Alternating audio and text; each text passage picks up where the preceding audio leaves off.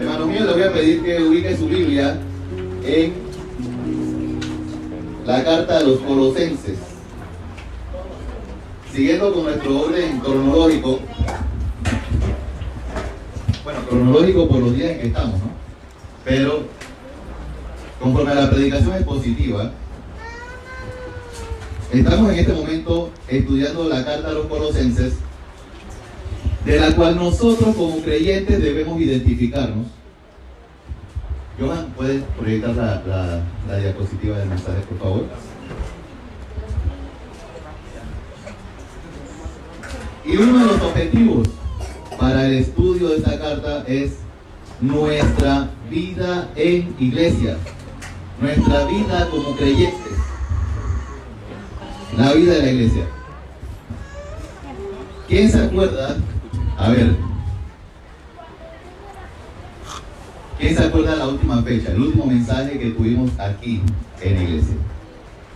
Dominical. ¿Cuándo fue?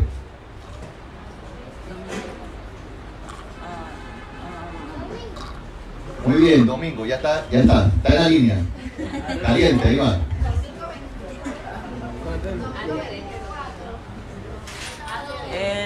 El primer domingo de noviembre. Aquí tuvimos un mensaje de un culto que fue bastante diferente. Que lo dimos en la tarde. Que lo dimos en la tarde, ok, ya va la pista, ¿no? Ya va la pista, lo dimos en la tarde, ¿qué más? ¿Cuál fue el tema que traté ese domingo? Los gnósticos, exacto. Listo.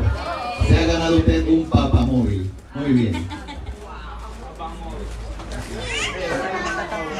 Hermano, esa es una broma que casi nadie la entiende. Pero yo creo que cuando yo era niño había un programa en la televisión y decían así, ¿no? Y que usted se ha ganado un papamóvil. Bien, estábamos hablando de los gnósticos. El mensaje de hoy lo he titulado El objetivo de todo propósito. Y voy a adelantarme a la conclusión.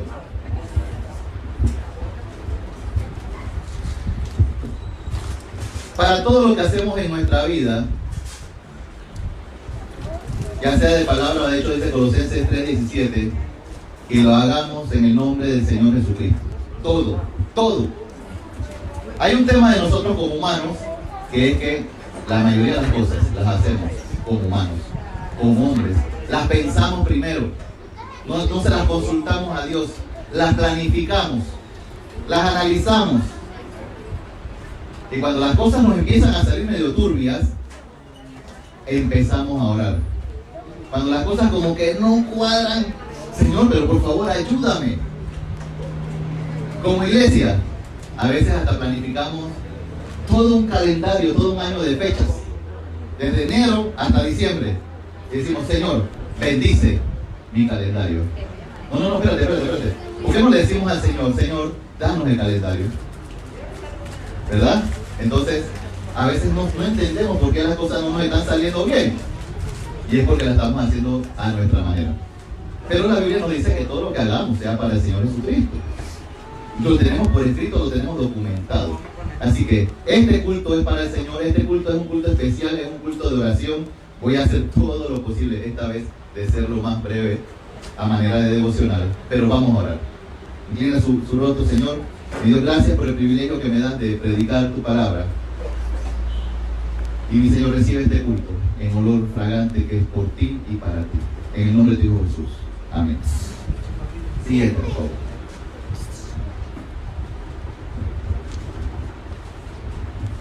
Algo de lo que vimos ese domingo acerca de los gnósticos fue estos pequeños detalles contaminantes, peligrosos y tóxicos para la iglesia y que ya estaban contaminando en los tiempos de la iglesia de Colosenses.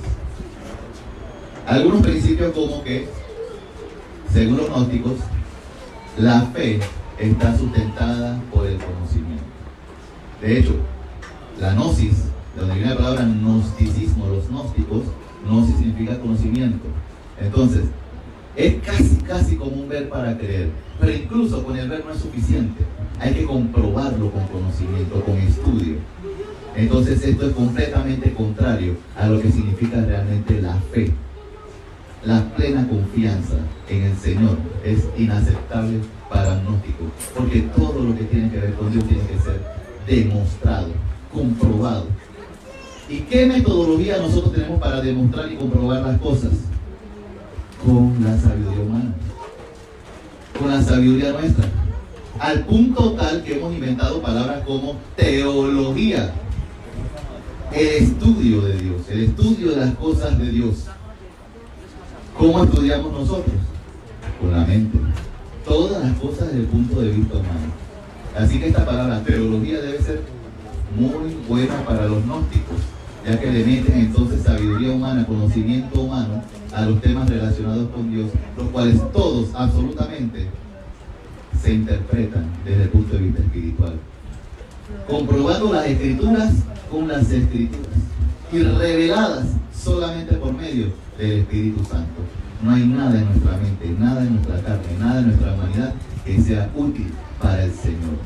Otro de los principios es que Jesús no es Dios, porque como Dios es algo tan inalcanzable, es imposible que el tal Jesús haya muerto. Y si Jesús no murió, nosotros tampoco hubiéramos podido ser salvos. Si Jesús no fue hombre, nosotros no pudimos haber sido salvos. Jesús fue enteramente hombre, fue enteramente Dios, toda la plenitud en él, y eso es algo de lo que voy a hablar también hoy. Completo. Pero para ellos, les comenté en ese momento, de que ellos consideraban de que la divinidad dejó a Jesús por un poco antes de ser crucificado. Entonces, obviamente, cuando un gnóstico está hablando de Jesús, no está hablando del Jesús de la Biblia. Y mucho menos, voy a saltarme al último punto que dice Dios no fue el creador. Mucho menos, cuando se refieren a Dios, mucho menos están hablando de nuestro Dios. Conozca a su Dios. Está aquí en la Escritura, es totalmente descrito. Su personalidad, su rol, su función, su poder, etc. Está aquí en las Escrituras. Entonces, cuando ya nos comienzan a hablar de un Dios diferente, un Dios que no es conforme al que está en la Escritura, un Jesucristo que no es conforme al que está en la Escritura, entonces ese no es el mismo Cristo. Y según ellos, Dios no fue el creador. Porque para colmo, entonces lo vemos en el punto anterior, lo material es antidios. Para colmo, Dios, el verdadero Dios, según ellos, no fue el creador de todo lo que nosotros conocemos. ¿Por qué? Porque lo material es malo. Lo material es antidios. Sin embargo, vemos en la creación que Dios lo creó todo. ¿En cuántos días Dios hizo la creación? 6 días.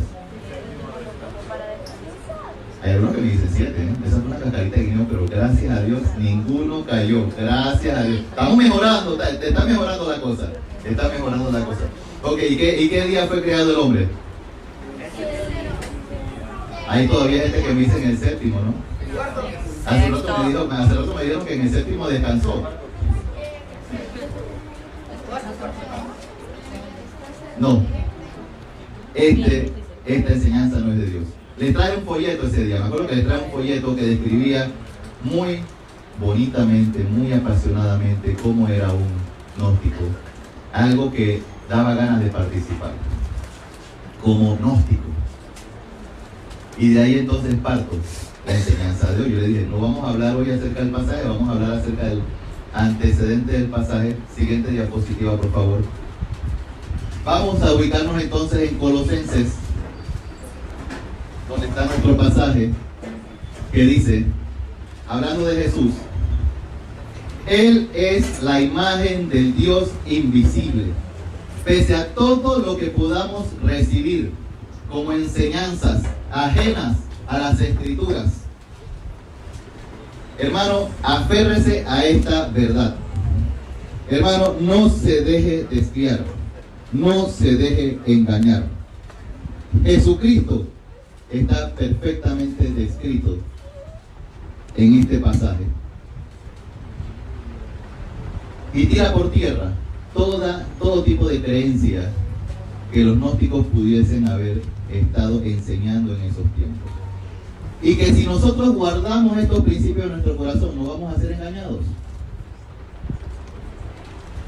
Decía un pastor acerca de un ejemplo que a los del banco les enseñaban a palpar los billetes verdaderos. Y pasaban horas palpando billetes verdaderos, para que cuando viniese uno falso, no hubiese engaño. Tú tocas algo, espérate, esto está raro, esto no es de verdad. Asimismo, nosotros tenemos que pasar tiempo, horas, una vida dedicada a la sana doctrina, a la escritura, a la palabra de Dios, para que sepamos cuando viene una falsa doctrina, o por lo menos algo que no es bíblico, que usted pueda detener y rechazar de plano. Dice aquí las escrituras, Colosenses capítulo 1 versículo 15, hablando de Jesús: Él es la imagen del Dios invisible, el primogénito de toda creación, porque en Él fueron creadas todas las cosas, las que hay en los cielos y las que hay en la tierra, visibles e invisibles, sean tronos, sean dominios, sean principados, sean potestades, todo fue creado por medio de Él y para Él. Y Él es antes que de todas las cosas, y todas las cosas en Él subsisten. A manera de resumen, Jesús es Dios. Es la imagen del Dios invisible. Nadie puede llegar al Padre, nadie puede conocer al Padre si no es a través de Jesucristo, primogénito de toda la creación. Además, Alfa y Omega. Cuando usted quiere pensar en lo más anterior de su vida, ya Cristo existía. Cuando usted quiere buscar en los libros de historia y busca qué fue lo primero que hubo, ya Cristo existía. Cuando usted busca en la Biblia y dice en el principio, todo lo que diga en el principio, ese es Jesús.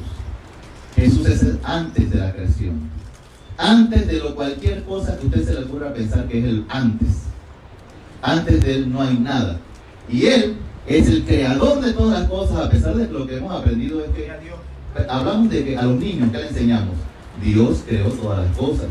¿De acuerdo? No hay problema. Estamos dentro del contexto, pero no apreciamos la plenitud de Cristo en señalar realmente que Cristo es el creador. Y encontramos pasajes acerca también del Espíritu Santo como participante en la creación. Entonces, todas estas cosas tenemos que hablarlas claras, porque tres son los que dan testimonio en el cielo. ¿Quiénes son? El Verbo, el Espíritu, el Padre, y estos tres son uno solo. Y al que le quede duda, que busquen la documentación relacionada al tema, la Biblia. Estos tres son uno solo. En Él fueron creadas todas las cosas, y además, gracias a Él, subsisten. Gracias a Él usted está aquí respirando. Gracias a Él, aquí estamos, con la perfecta combinación de gases en este aire para que no se queme la atmósfera, para que no nos envenenemos. Toda la vida es sustentada por Él y para Él. Por eso el mensaje es: el propósito de todo objetivo es Cristo. Es Cristo. Todas las cosas fueron creadas por Él y para Él. Cualquier motivación de nuestra vida, objetivo, meta y todo lo demás, la palabra final debe decir Cristo.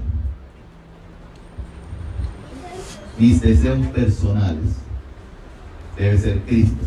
Mi vida, Cristo. Mi tiempo, Cristo. Todo es Cristo, porque fui creado para Él.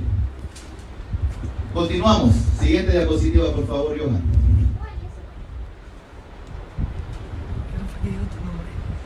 Dice el versículo 18: y Él es la cabeza del cuerpo, que es la iglesia, el que es el principio, el primogénito entre los muertos, para que en todo tenga la preeminencia.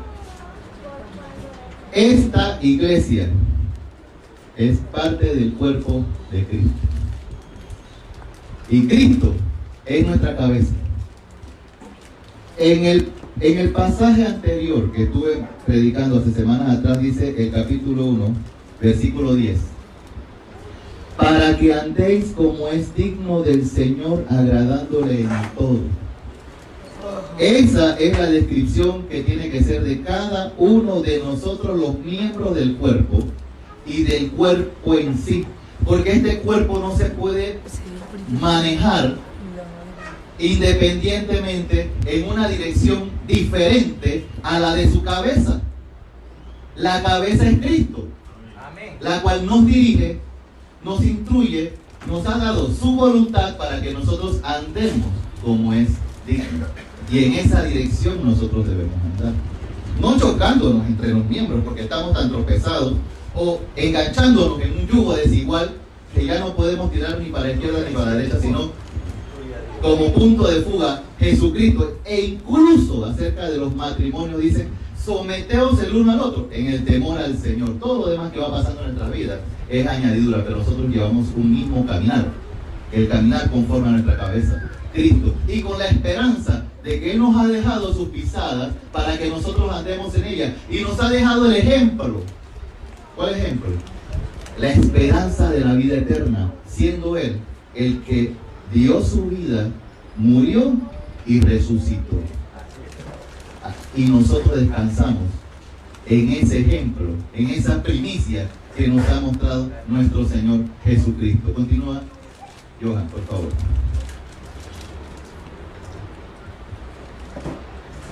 Dice, versículo 19, Colosenses 1: por cuanto agradó al Padre que en Él habitase toda plenitud. Y observe, pero el pastor dijo que estos tres son uno: Verbo, Espíritu Santo y Padre. Entonces significa que si yo tengo a Cristo en mi corazón, tengo un tercio. No, en Jesucristo está la plenitud. Estamos precisamente, como lo dice, búsquese por favor Juan 15:5. Evangelio según San Juan 15:5.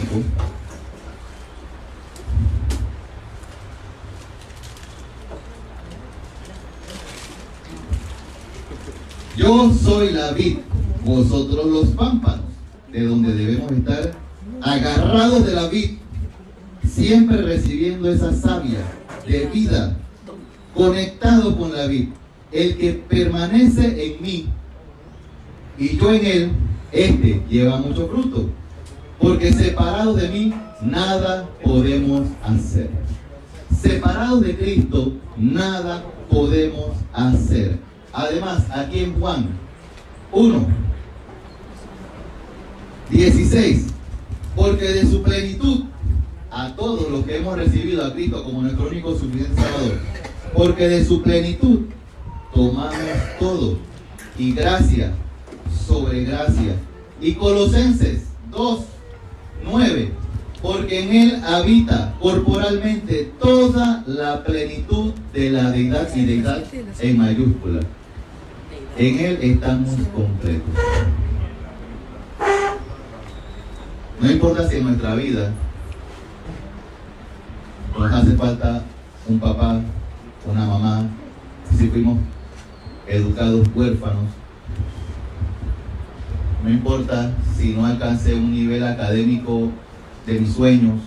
No importa si no estoy en el trabajo que yo quería, etcétera. Si no tengo el dinero o la cuenta con la cantidad de ceros necesarios para ganarme la licitación de la ampliación del canal y darla como llave en mano, no importa, no importa.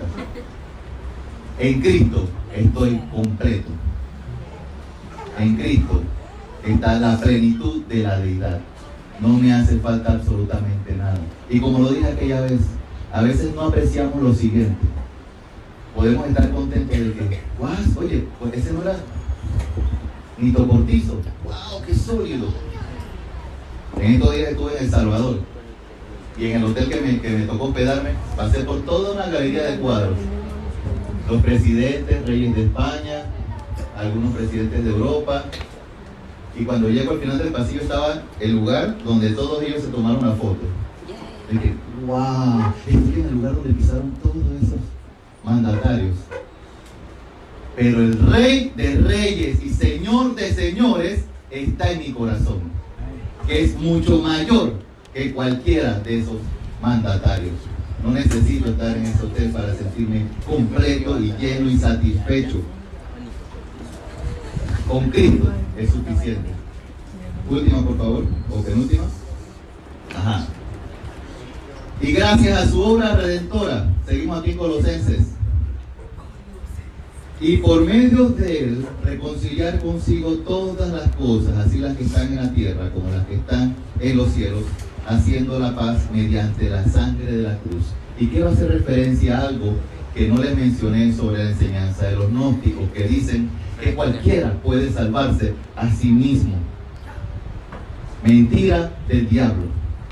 Porque nosotros estábamos considerados enemigos de Dios y estábamos apartados de la ciudadanía celestial por culpa de nosotros como humanidad, que fuimos los que pecamos y hemos llevado vidas en una dirección, en una ruta, sin considerar realmente los preceptos de nuestro Dios. Y aún así, en su amor, en su gran misericordia, Él que es Padre de toda consolación, que vino a enjugar nuestras lágrimas,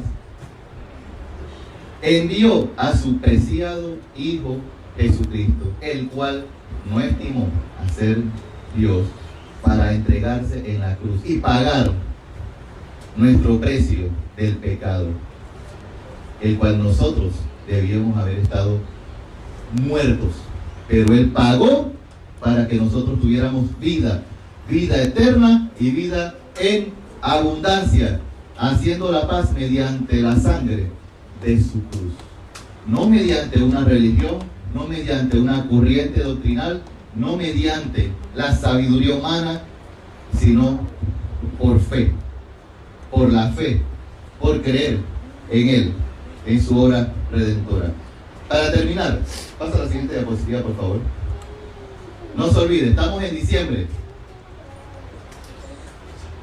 Véngase los viernes. Vamos a estar estudiando sobre Jesús, para que conozca al verdadero Jesús. El Jesús que es el motivo de la Navidad. Búsquese Efesios. Efesios 4, versículo 11. Si usted ya empieza a dudar, pastor, mire, lo que pasa es que yo vi un predicador en estos días en la televisión y ya está usted dudando de lo que ha aprendido antes, que lea esto y no se aparte del cuerpo de Cristo. Recuerde que el que dirige el cuerpo es la cabeza y la cabeza es Cristo. Y si usted se está soltando de la vid, usted está prestando su corazón, o una de todas, o su pasaporte tiene un sello que dice entrada en Egipto, o sencillamente su oído se está apartando de la verdad. Y para eso necesita de lo que le voy a leer en este momento. Y Él mismo constituyó a unos apóstoles, a otros profetas, a otros evangelistas, a otros pastores y maestros, a fin de perfeccionarle a usted, a los santos, para la obra del ministerio, para la edificación del cuerpo de Cristo, hasta que todos lleguemos a la unidad de la fe y del conocimiento del Hijo de Dios, a un varón perfecto, a la medida de la estatura de la plenitud de Cristo. Y subraya este versículo: para que ya no seamos niños fluctuantes, llevados por doquiera de todo viento de doctrina, por esta estratagema de hombres que para engañar emplean con astucia las artimañas del error.